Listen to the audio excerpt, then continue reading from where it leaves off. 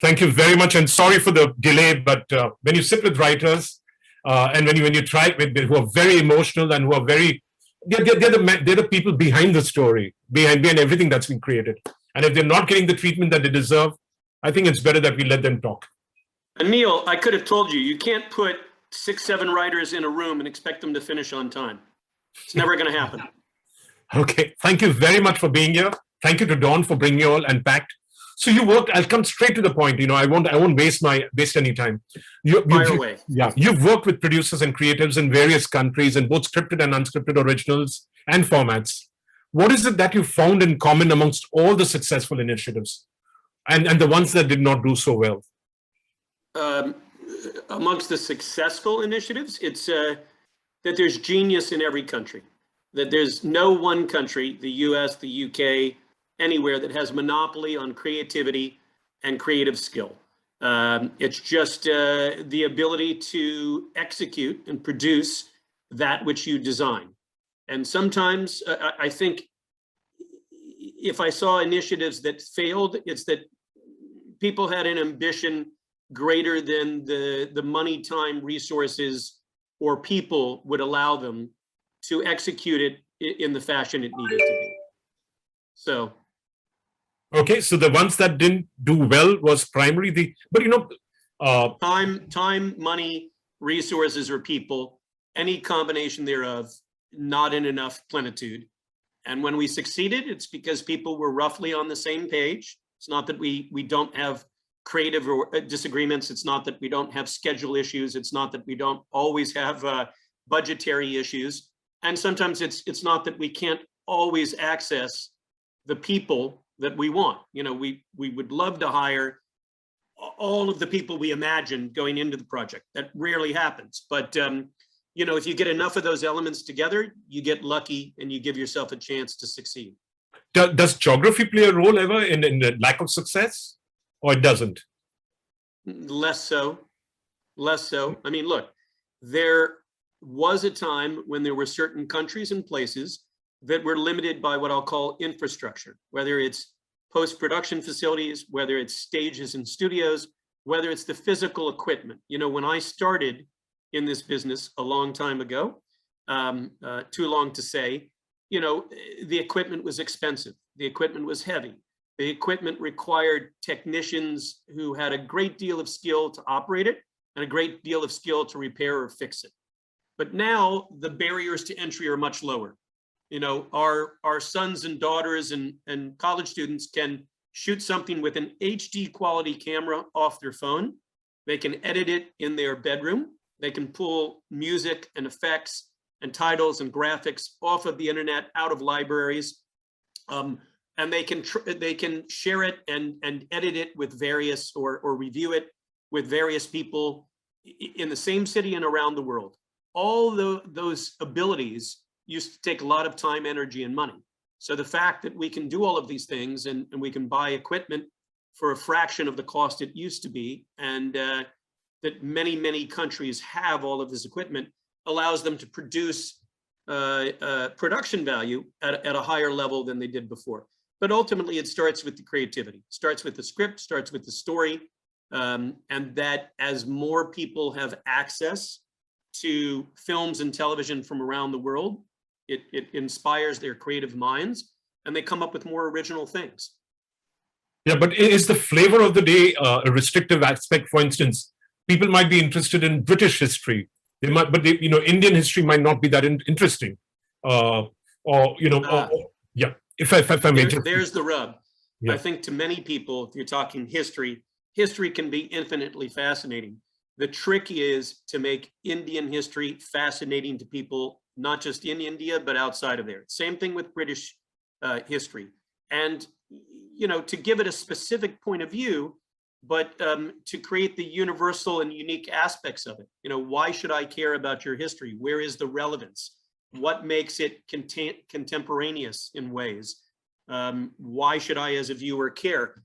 That's the trick of the screenwriter, the producer, and the director, let alone the actors, to bring that to life. And not everybody does, and not everybody has to. Not every Indian or British or Bulgarian show has to be designed initially to reach a broad audience outside of the boundaries of their country.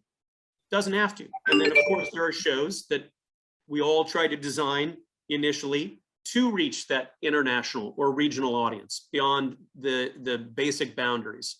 That's the hope and goal, I think, of every creative is I make the best show I can make, whether it was local, regional, or international, and it breaks out and people around the world, whether it's Delhi crime or sacred games or something else, are talking about it, not just in India, but everywhere else. Yeah, but could an Indian historical garner as much attention as the Queen or Queen's Gambit, which is about a chess player? Why can't it? Yes. Okay. That's the challenge I put on creatives, is find a way to tell that story that's going to make it appeal not just to your native audience, but to people beyond. Because there's something, I tell the story often when I was at HBO in Eastern Europe, and I used to travel around, and I'd be in small towns, and to get the VAT receipt, I would have to give my business card, and somebody in the restaurant would see, oh, HBO. And they always wanted to talk to me about HBO shows. What was the one show in these small towns across Eastern Europe that they wanted to talk to me about? Was it Sopranos or Sex and the City or True Blood? It was not. It was The Wire. Wow. And if you recall, The Wire sadly never won any international Emmys or Emmys in America. It was a story about cops and drug dealers in the inner city of Baltimore. And you'd think, why would people be interested in this story about cops and drug dealers in Baltimore, America? Because they connected to the characters in the story. They saw things in it. And that's the ultimate test. So yeah, I that's get my it. anecdote. I get it. So of course, there could be an Indian crown, not just relevant and interesting to people across India, across the states, across all of the dialects and languages, but to people outside of India. Why not? Fantastic. So as Lionsgate, you look at international collaborations, commissioning, co-productions, etc.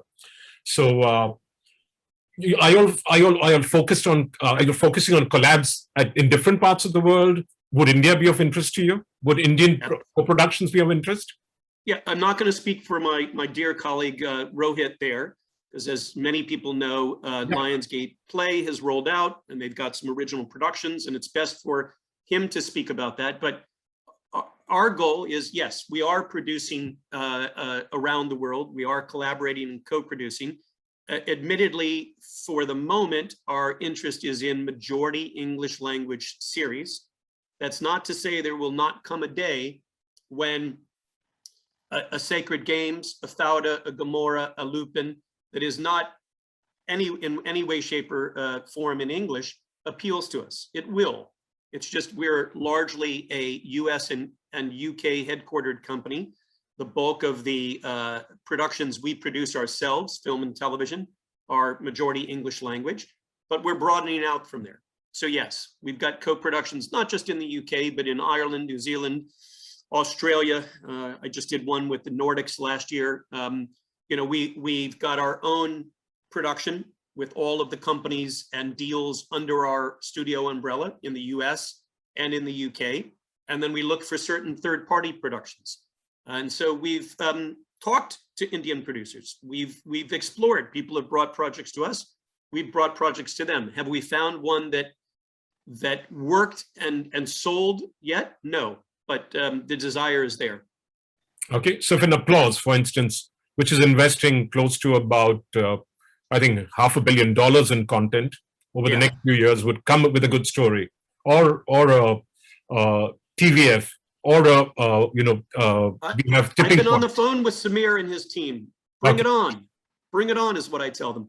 We've tried to find those things, which are not super easy, to find the organic projects that naturally can have a foot in India and a foot in the UK or in the US or Canada, where characters or story are going to interact, where the needs of the buyers, whether it's Applause or Sony or Lionsgate or someone else selling it in to broadcasters and commissioners in India, which is what we'd wish, whether we can meet their needs and we can also meet the needs of a British or an American commissioner. That's the trick. It's not easy, but we're hoping to find it, and we will crack that nut at some point. That project that works for everyone without being messy, without feeling like just a generic fish out of water project. So what did you think of A Suitable Boy by Meera Nair, which was in the UK? Which I think it came out on ITV. Yeah. Well as Beecham House, as well as any number of projects. I think they have worked, and I don't want to criticize my peers and my colleagues. I think they've worked to a degree. Have they broken out and become unmitigated hits? Not yet. But we're with those projects, you're building the building blocks. You're figuring out what the audiences are going to respond to in both countries, if they would respond. And I know, I think the show got, correct me if I'm wrong, got a little bit of criticism in India for how things were portrayed. Okay, so the trick is to take the knowledge from those projects and build upon it and try and figure out a way that we can appeal to many without trying to appeal to everyone. We're not going to please everyone. You never will in a creative project. And I certainly don't want to be a part of something that just tries to tick every box. But you hope you find a core audience that really loves the series, the project, and can speak about it. So I think everybody is trying. We haven't found that unmitigated hit that works in the US or the UK and works in India.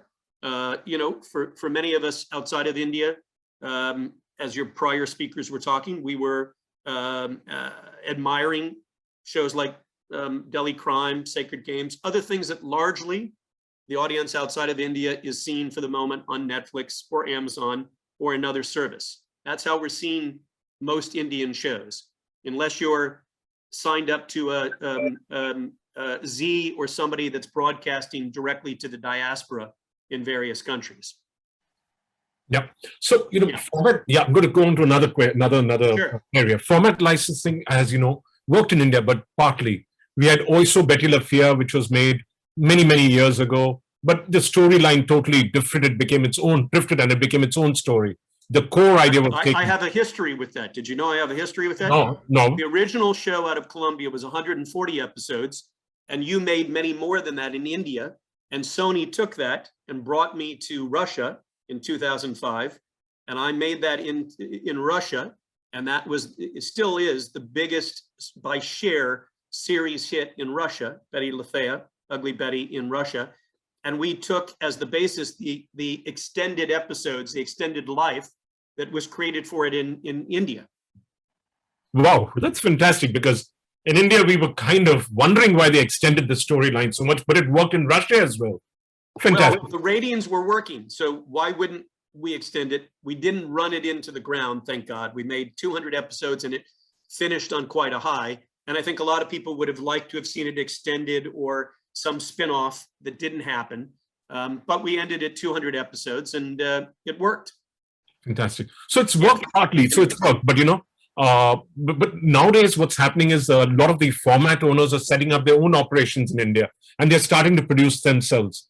But what does the Indian ecosystem need to do to make this the format licensing, and what do international studios need to understand to make that work even more in India, apart from setting up their own bases and producing formats themselves? Look, of course, anybody, if you can keep more of the money in your ecosystem and through your own deals or companies or resources or channels, reproduce your own IP, that's the golden ticket. That's what every content company wants to do, keep more in your own universe. I think beyond that, not anyone is adverse to licensing to outside companies. You want to know who's that company, what have they made, who are the creatives involved, and what is, whether it's scripted or unscripted, what's their plan, and who are they going to sell it to? And then, as a format owner, we want a fair share of a license fee or the revenues. But beyond that, there are a lot of companies with IP who don't have studios and resources in India. So everybody in India needs to reach out to those smaller distributors, those companies that don't have streamers or companies or relationships already in India, because I can be sure with you, they are looking to license their IP. They just need to be connected to the right Indian producers or production companies. And so it's a two-way street. And where do we meet? Well, we meet on conferences like this, and we meet through organizations like PACT and the Indian Producers Association, and we meet at events like MIPCOM or Series Mania or other events, and that's the best place. I remember 2-3 years ago, the Tulsia agency guys reached out to me at Series Mania. I honestly didn't know who they were, but I said, sure, I've got some time, I'll take a meeting. It's been a great relationship, and they're a terrific group of folks. So it is just reaching out. And I think most of my peers are fairly open. We want to know, who are you? What have you done? What have you got? And whether it's a virtual call at our offices or we're going to meet at a conference, I think most people, if they're smart, are open. On the other hand, the question is, how do I see Indian content that might translate for us, for me to remake in the US or the UK, which are our principal territories of interest. And so it's being more aware of not just what, again, Sony has their own resources, but not just what Applause and Reliance and other major companies who I might be aware of have, it's other folks. And so I think it's Indian distributors, Indian networks, putting together the right format, catalog, package, so we can easily look. When I say, what do you have unscripted? What do you have scripted? Here are my interests. Here's what I'm not interested in, and you can really focus in. The Israelis, the Koreans, South Koreans have done a remarkable job in punching above their weight with formats. So if I can encourage anyone to copy them, those are industries to look at how they've done it and done it well. So are paper formats enough, or you need finished product? Look, for us, paper formats are rarely enough. But that's not to speak for a lot of other companies. The US and the UK have large industries, like in India. People are looking for development. And so a smaller company may take on a paper format. We would be less likely, unless there was some tremendous access that comes along with the paper format, some tremendous piece of recognizable IP, or some tremendous piece of talent in front of camera that comes with that paper format. Otherwise, like most, we're looking for success. Show us something early or something finished of the show. Show us some ratings and reviews. Let us see how the show evolved from episode 1 to the final episode of the first season. And that's what's going to really key us in and help us to sell the project in whatever territory we're trying to take it into. In addition to a good series sizzle and kind of overview Bible, not just of what made it successful in India, but what makes it, I use these words again with formats, unique and universal. Fantastic. Unique and universal. That's the tricky part, right? I see a lot of formats, but that's the sweet sauce. Yeah. So yeah, without that, interesting, maybe, but less likely. I see a lot of great television from around the world that I personally admire. That doesn't mean I think I can remake it successfully in the US. And maybe we shouldn't. Maybe the native version is a great version of it, and we don't need to remake it. Yeah, so Homeland worked in the US, it worked in Israel as the original worked. In India, POW wasn't as successful. So that's another thing, there's learnings from that. Maybe the story was done the way it wasn't accepted by the audience, by the viewers. But let's move on to, Yeah, sure. Financing and co-productions. Sure. So, how important is bringing money to the table when you're doing co-productions as far as, the whole marketplace is concerned? There are so many products, there's so much content needed.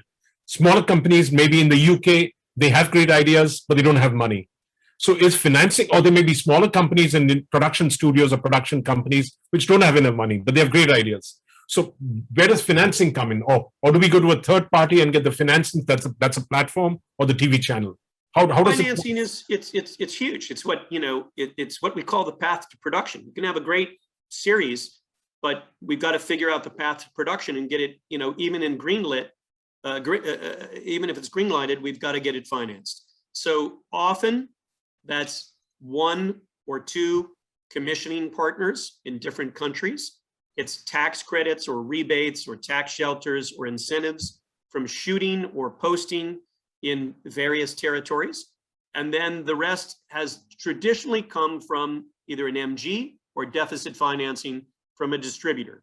Yes, there are increasingly private equity funds and companies that are stepping in to finance that gap, that last mile, let's say, whether it's 5% to 25 or 40%.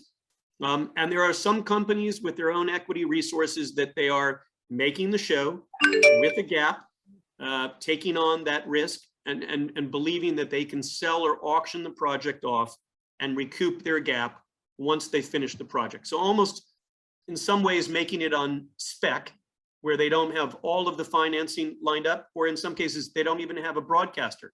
They've created the show, they're producing the show, and they're going to sell it to broadcasters and a principal broadcaster after the fact, either in post or after they've finished it. There are all different kinds of models coming forward. Traditionally for us, it's one or two countries or regions as production partners, as commissioners, anchor broadcasters. There's tax credits and shelters and rebates across the world. So you're going to get that soft money. And then the further chunk is going to come from a distributor like us, either in the form of a traditional MG, where most of it is paid on and after delivery, or in other cases, it's almost like one of our own shows that we produce. We're deficit financing. We're putting in money during the course of prep, production, post, you name it. I get it. Yeah. So coming down to, we've got a lot of writers listening in, a lot of creative people in the audience. So when they're thinking creative, should the idea be... My apologies to them that they have to listen to me whinge on. Listen, you're giving in a lot of insights. You're bringing in a lot of insights, which are going to be probably, you might inspire somebody to actually think big and think global and probably reach out to you. We've got, we had an actor called Baman Irani who's scripting, who's a very well-known actor, and he's turned to script writing. He's acting as well. And he's been working with writers, helping them in develop their ideas into scripts. He's worked with the writer of Birdman. He's a friend of his, and he's so he's moved to that. And yesterday he spent some time speaking with me, and I've got a deluge of people wanting to get onto his platform and work with him. So therefore, you might inspire somebody. You never know. So what should the idea? Never know. Yeah. There might be a young person who might work with you in the future in the audience out there. So what? I sure hope so. I'm hoping those young people are going to hire me someday or bring me projects. Absolutely. So the creative idea, should it be local?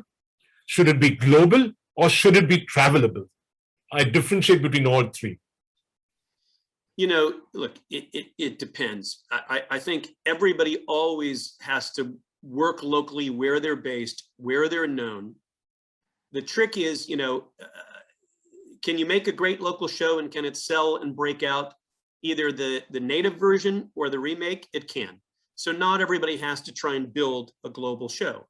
And when you're building a global show, now you're playing with people with usually a lot of money and a lot of credits and skills.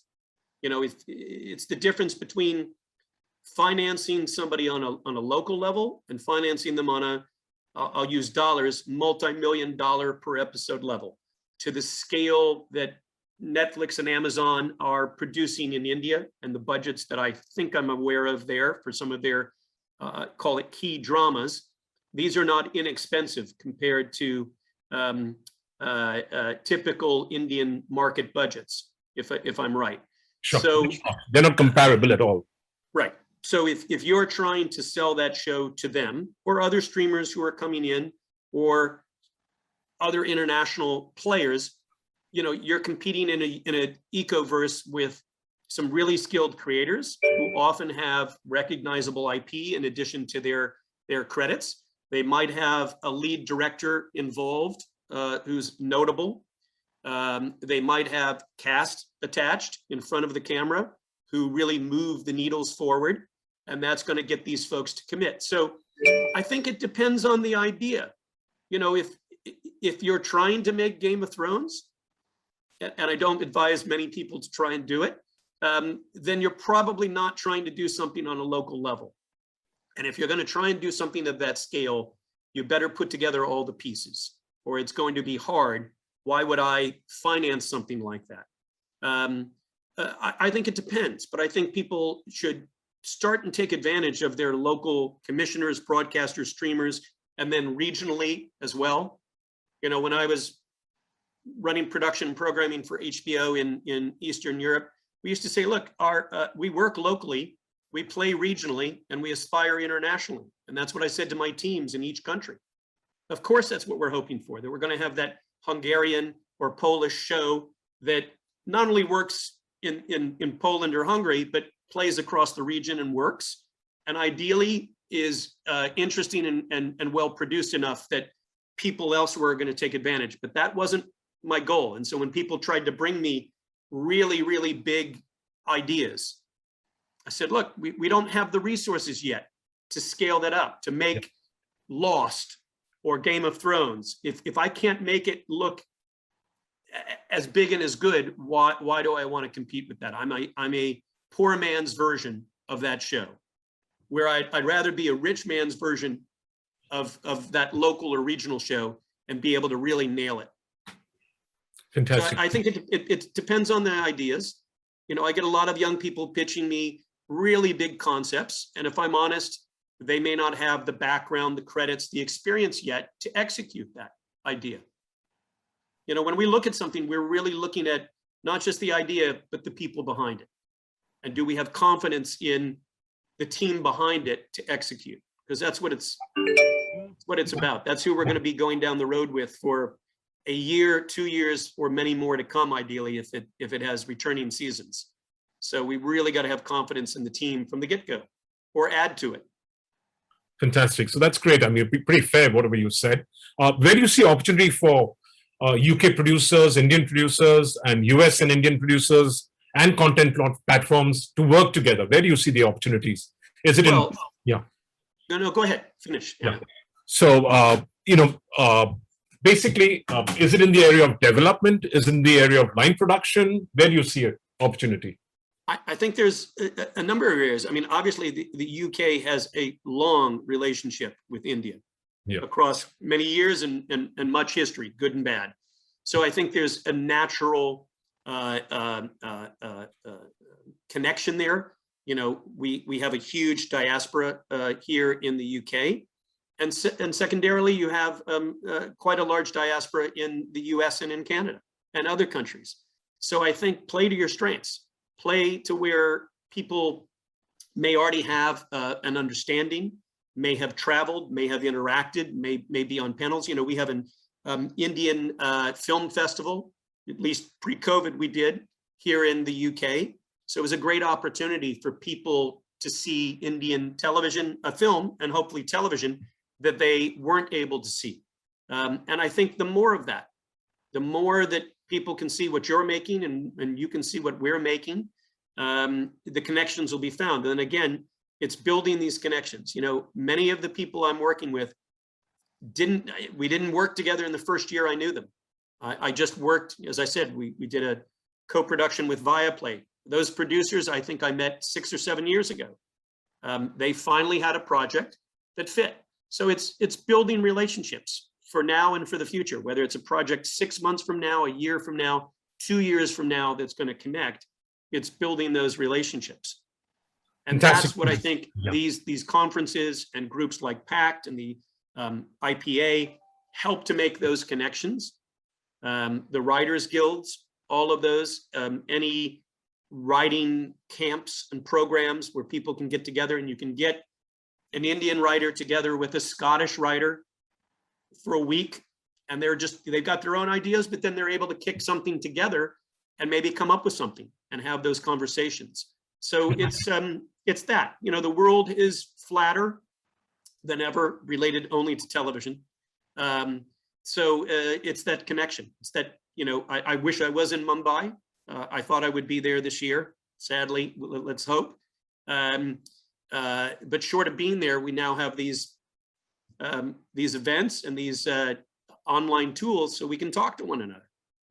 Thank you. Again, when I started, you had to write letters. Absolutely. Phone calls were super expensive. I couldn't see your face.